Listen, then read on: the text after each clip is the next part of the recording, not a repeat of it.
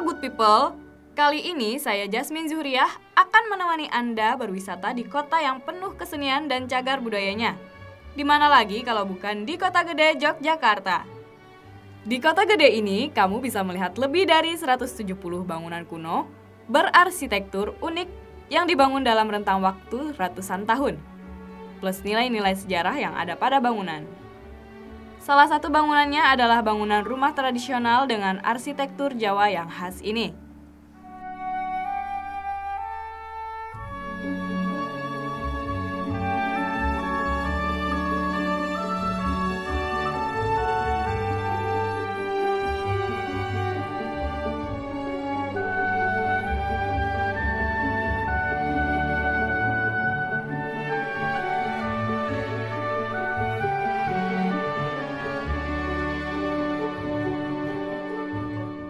Selain itu, buat kamu penggemar perhiasan perak nan cantik bergaya etnik, Kota Gede akan memanjakan kamu. Di sini berbagai toko dan pengrajin perak berkumpul dengan karya-karya cantik yang siap untuk diadopsi.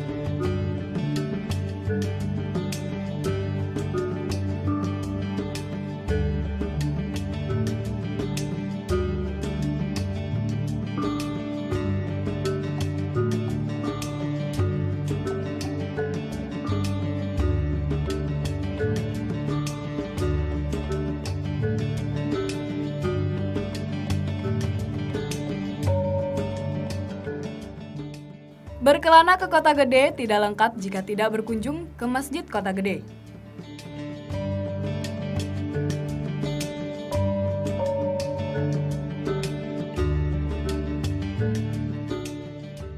Saat ini saya sedang berada di Komplek Masjid Besar Mataram, Kota Gede. Mari kita eksplor lebih dalam lagi bagaimana mengenai Masjid Kota Gede sendiri.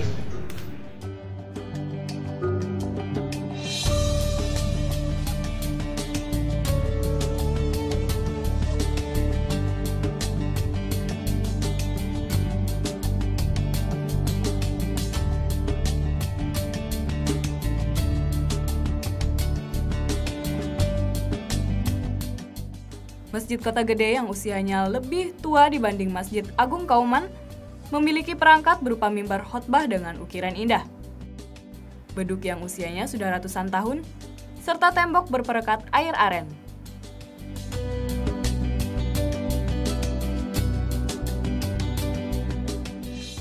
Bangunan itu merupakan tempat yang seringkali hanya dilewati ketika wisatawan hendak menuju kompleks pemakaman Raja Mataram.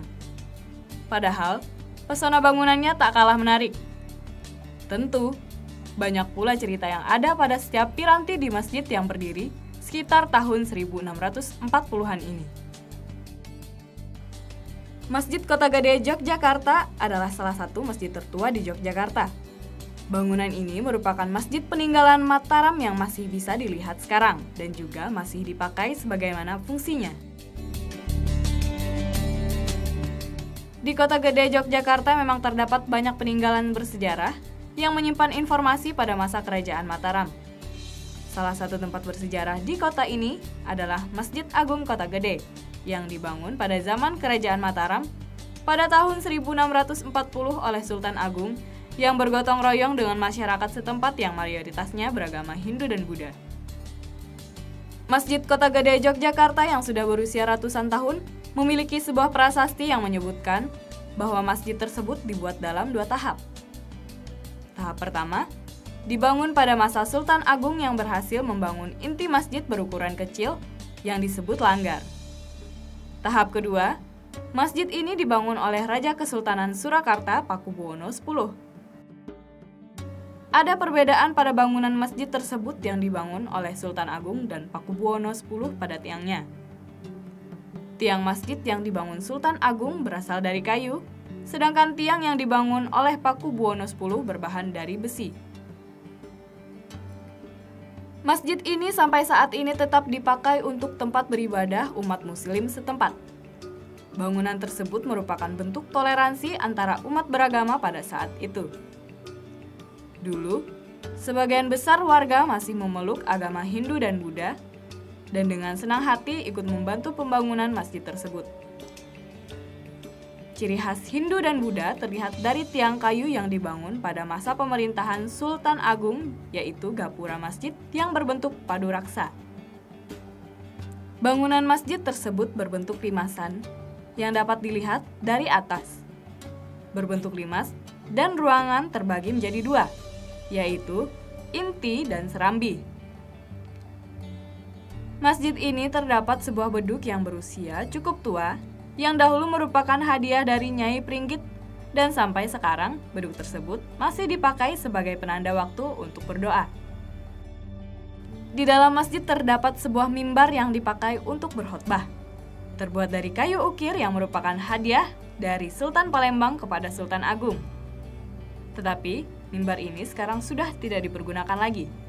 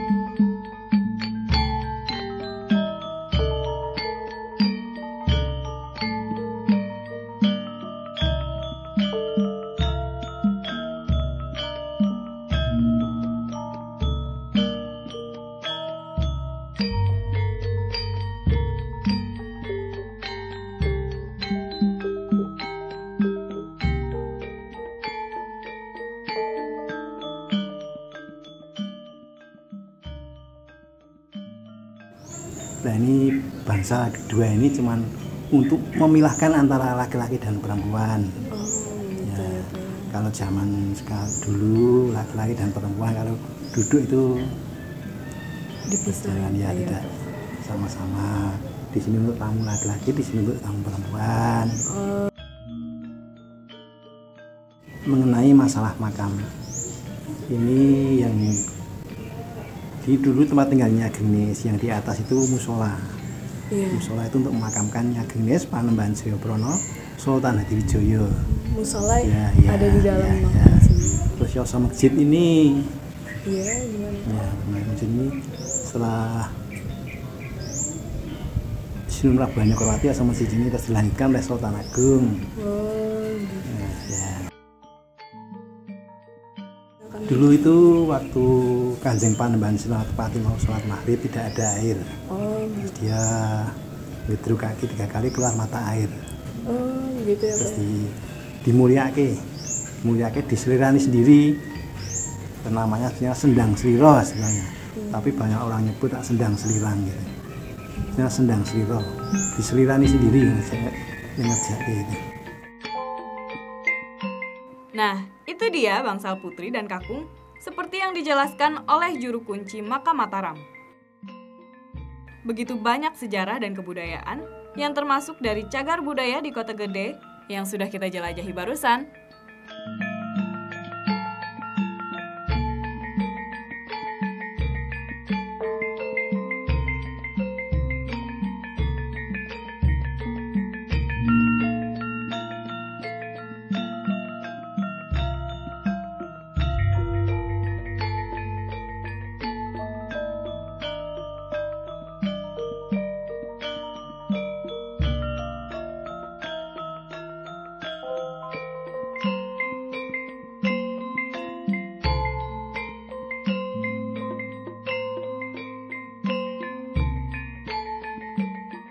Tak terasa kita sudah menjelajahi salah satu cagar budaya di Indonesia, yaitu Kota Gede, Yogyakarta. Sampai berjumpa lagi, good people!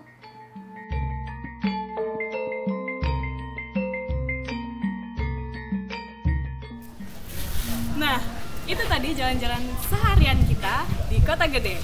Tadi kita sudah ke toko perak, bangunan unik, makam raja-raja, dan yang ada di belakang kita, Masjid Besar Mataram. Asik banget ya pastinya. Nah, sekarang saatnya saya untuk pamit. Saya Jasmine Zuhriah. Sampai jumpa.